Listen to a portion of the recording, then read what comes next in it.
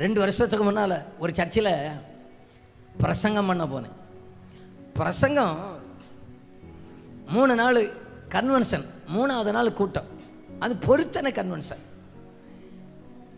அப்போது பொருத்தனை கன்வென்ஷன் ஞாயிற்றுக்கிழமை சாயங்காலத்தில் எனக்கு உள்ளத்தில் தோன்றுது, இன்றைக்கு சாயங்காலம் பிரசங்கம் தொடங்குறதுக்கு முன்னால் பொருத்தனை பண்ணுகிற ஆளை நான் இதுவரையும் பார்க்கல, அவங்களை எழுப்பி விட்டு அவங்களுக்காக ஒரு ஜெபம் பண்ணணும் அப்படின்னு சொல்லி எனக்கு உள்ளத்தில் தோணும். நான் என்ன நேரே வந்தேன், காலையில் ஆராதனையை முடித்தேன், நம்ம ஆராதனையை முடித்தேன், திரும்ப நம்ம ஈவினிங் சர்வீஸை முடித்தேன். அதே களைப்பில் போனேன்னா நேராக போனேன், கூட்டத்தை இல்லை பிரசங்கத்தை ஆரம்பிச்சிட்டேன். கடைசி ஆசீர்வாத ஜெபம் முடிஞ்ச பிறகு ஆட்களெல்லாம் பாதிக்கு மேலே போன பிறகு எனக்கு ஞாபகம் வருது, மற்றவங்களுக்காக ஜெபிக்கலையே. உடனே பாஸ்டர்கிட்ட சொன்னேன், பாஸ்டர் அந்த பொருத்தனை பண்ணுறவங்க நிற்கிறாங்கன்னா அவங்கள நிற்க சொல்லுவீங்களா பாஸ்டர்? உடனே அவரும் சொல்கிறாரு, ஐயோ நானும் நினச்சேன் பாஸ்டர், அவங்கள உங்ககிட்ட கூப்பிட்டு வந்து ஜெபிக்கணும்னு நினச்சேன். இப்போ மைக்கில் சொல்கிறாரு, அந்த அம்மா நின்றுக்கோங்க. இந்த அம்மா வீட்டுக்கு போகிறதுக்கு வாசலுக்கு வெளியே போயாச்சு. யார் தெரியுமா?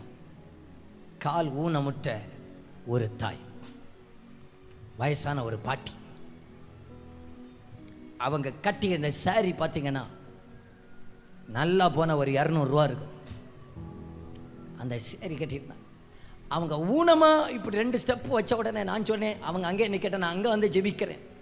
அங்கே போனேன். அங்கே போயாச்சுன்னா அந்த அம்மாட்ட பேசுகிறேன், அம்மா நல்லா இருக்கீங்களா? நீங்கள் பொறுத்தனை அந்த சர்ச்சில் 400-500 பேர் இருக்காங்க.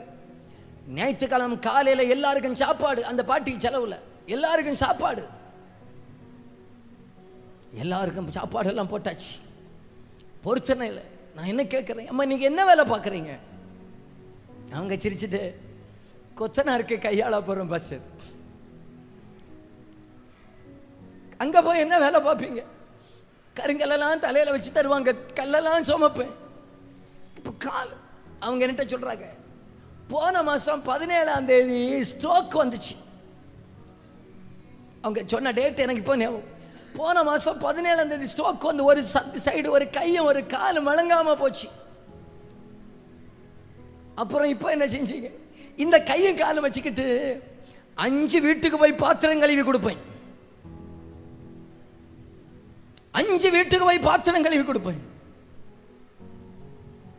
5 வீட்டுக்கு போய் பாத்திரம் கழுவி தலையில் கருங்கல்ல சுமந்து செங்கல்ல சுமந்த 2 பிள்ளைகள் உண்டு. 2 பிள்ளைகளையும் கல்யாணம் பண்ணி கொடுத்தாச்சு. 2 பொம்பளை பிள்ளை.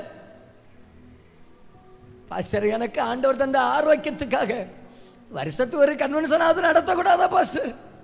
ஒரு ஆள் ரட்சிக்கப்பட்ட அதுக்குரிய பிரதிபலன் எனக்கு பரலோகத்தில் ஏசப்பா தருவார்ல பாஸ்டர்னு. அது பொருத்தனை கன்வென்ஷன் சொன்னதுனால நான் காணிக்க வாங்கினேன். அது ஒரு பொருத்தனைன்னு சொன்னதுனால வாங்கினேன், வாங்கி இருக்கவே மாட்டேன். வீட்டில் வந்து காணிக்க பிரித்து பார்க்குறேன். 10,000 விசுவாசிகள் உள்ள ஒரு சபையில் கொடுக்கப்படுகிற ஒரு காணிக்கை அங்கே இருக்கு.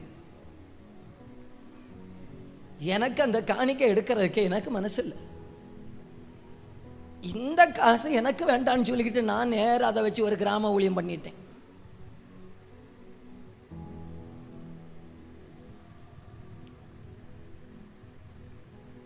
கர்த்தர் அந்த ஒரு அம்மாவை பயன்படுத்தணும்னு நினைச்ச அம்மா யாரு? நல்ல காலத்தில் கல்லு சுமந்திருக்காங்க. இப்போ ஸ்டாக் வந்த பிறகு 5 வீட்டுக்கு பாத்திரம் கழுகி வருஷத்துக்கு ஒரு கூட்டமாவது நடத்த வேண்டாமா பாஸ்டர்? ஒரு ஆத்துமா ரட்சிக்கப்பட்டுனா எனக்கு அதுக்குரிய பலன் அங்கே கிடைக்கும் இல்லையா பாஸ்டர்?